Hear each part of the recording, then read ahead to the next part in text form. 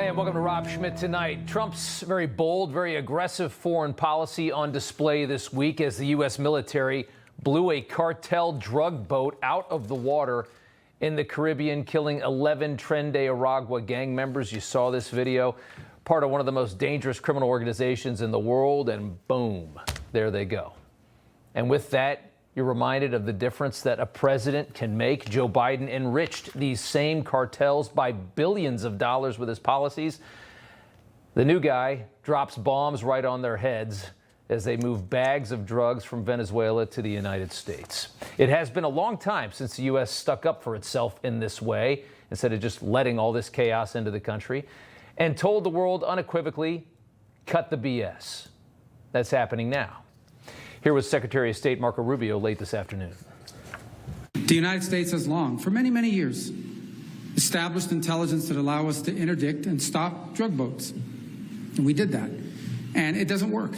Interdiction doesn't work because these drug cartels, what they do is they know they're going to lose, 2% of their cargo. They bake it into their economics. What will stop them is when you blow them up, when you get rid of them. A drug boat was headed towards eventually the United States. And instead of interdicting it on the president's orders, he blew it up. And it'll happen again. And it'll happen again. My favorite part. How satisfying to have cojones back in the White House. Just blow them up. They're bringing in drugs that have poisoned and killed hundreds of thousands of our people. Hundreds of thousands of our citizens. Sometimes 100,000 Americans die a year from these drugs. Think if anything else killed 100,000 people. Think if another country shot 100,000 people, what we would do. Blow them up. No more arresting, no more drug seizures, no more interdictions. A bomb on the head. Apparently given at Trump's orders after he decided to escalate what was going to be another very simple drug interdiction. Stop the boat, get the drugs out. Trump said, nah, just drop a bomb. It's great. All part of the White House's new no-nonsense approach to foreign policy, which isn't very popular in Washington, of course. Reporters asking all day today why the cartel drug runners had to die without due process. On the boat, you had massive amounts of drugs. We have tapes of them speaking. It was massive amounts of drugs coming into our country to kill a lot of people. And everybody fully understands that. In fact, you see it. You see the bags of drugs all over the boat. And they were hit. Obviously, they won't be doing it again. And I think a lot of other people won't be doing it again when they watch that tape. They're going to say, let's not do this. We have to protect our country, and we're going to. We do this a couple more times. Wait till you see what happens to drugs coming into the country. Much like his approach to crime, enough patience, it's time to drop a hammer.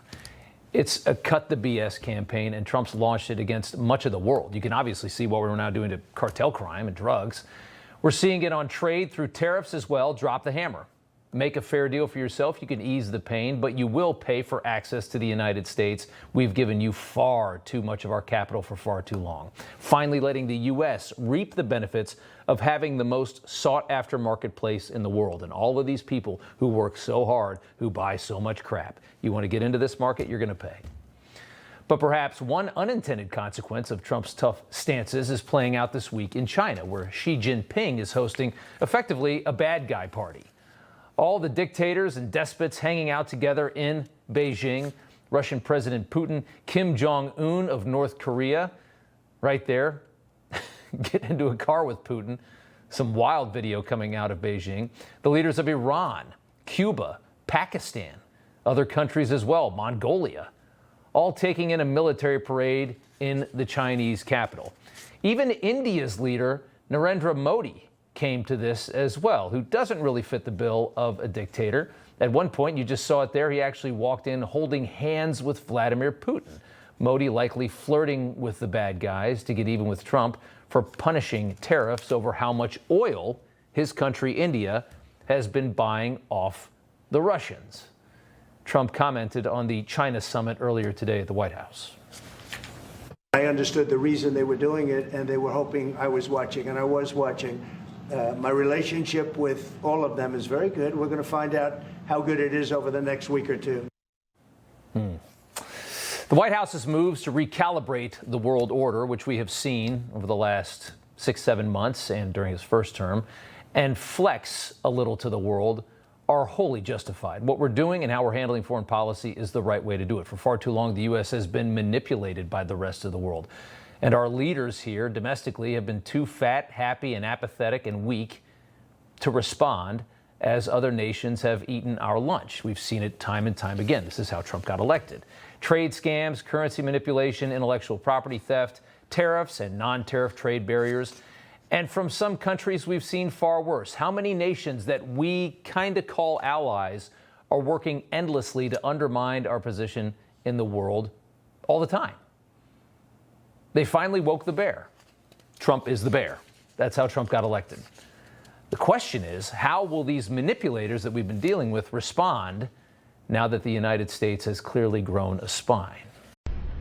You know, everybody's reporting the same stories, the same spin. You turn the channel, it's always the same. But not us. We're different. We report the real news. No spin, just the facts. Turn to us, and you won't turn back. Tune in to Rob Schmitt tonight on Newsmax.